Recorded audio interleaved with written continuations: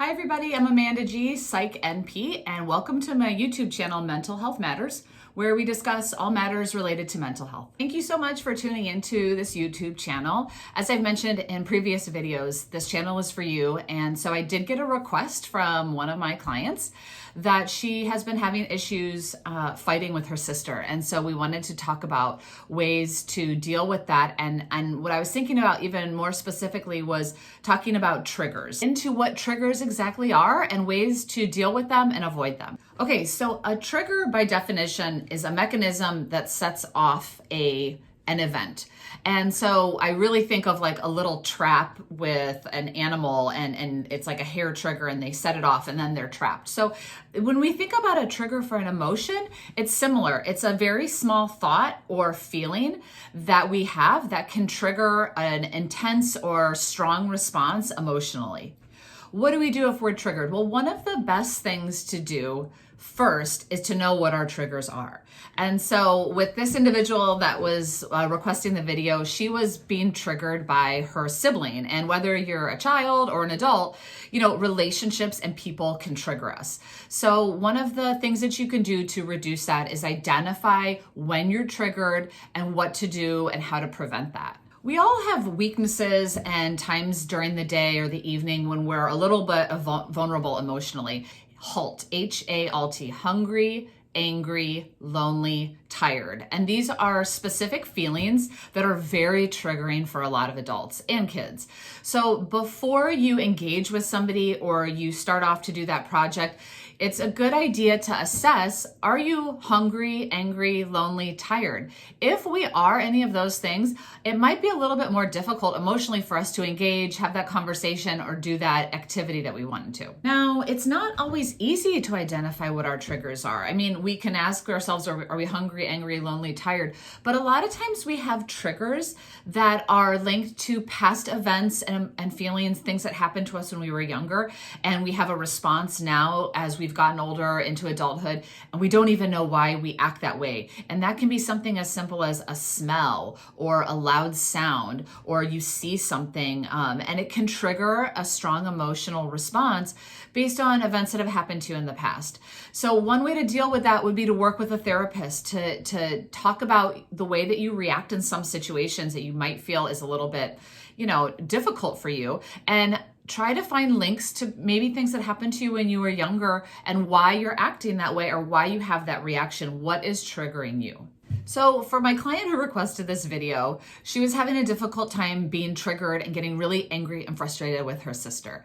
So in that situation, or if you're dealing with an individual, we all have people that are a little bit more challenging for us to deal with. Like I mentioned earlier, it's important to know your own weaknesses. So am I hungry? Am I angry? Am I lonely? Am I tired? Has it been a long day? Am I just getting home from school and I need some downtime? Knowing your own limitations, setting your own healthy boundaries, and then coming up with a plan.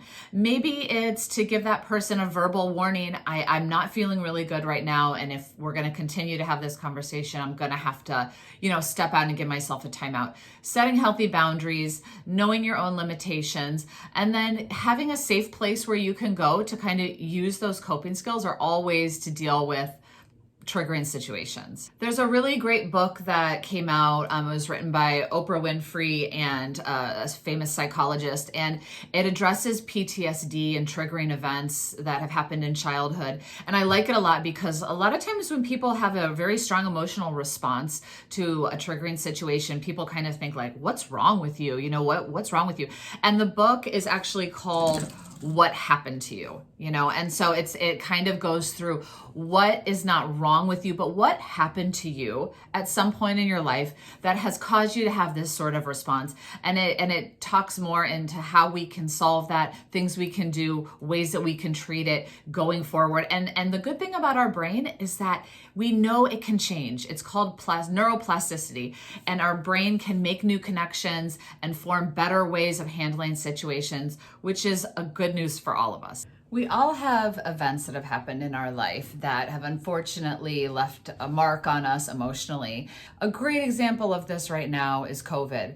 You know, you're in the grocery store and you don't want to cough or sneeze because everybody has a little bit of a triggering response to that due to the pandemic and what we've been going through as a world the last couple of years.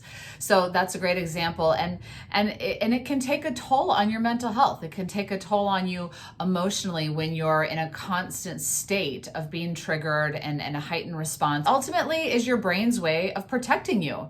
You know, you've had something happen in the past that wasn't pleasant or was maybe even emotionally or physically dangerous. And so now you're triggered, you're heightened when similar situations come up. So like I mentioned, working with a therapist, identifying your own weaknesses. And then of course, in extreme cases, when you're working with a mental health professional, if this is a constant state of anxiety, you're being triggered all day long and we really can't, you know, complete our daily activities, working, going to school, being with our family, medication management could be an option for you and has been proven to help. Well, thanks so much for tuning in and watching this video. I hope my friend who asked me to make it finds that she gets some information from it about dealing with her sister, and then in general, just dealing with triggering events. We all are triggered. It's part of life. And to best be able to handle it, we need to know what triggers us, what to do when we are triggered, and how to go forward so that we can maybe reduce those automatic responses. Once again, I'm Amanda G, Psych NP, and this is my YouTube channel, Mental Health Matters, where we talk about all matters related to mental health. Today we were talking about how to deal with triggering events.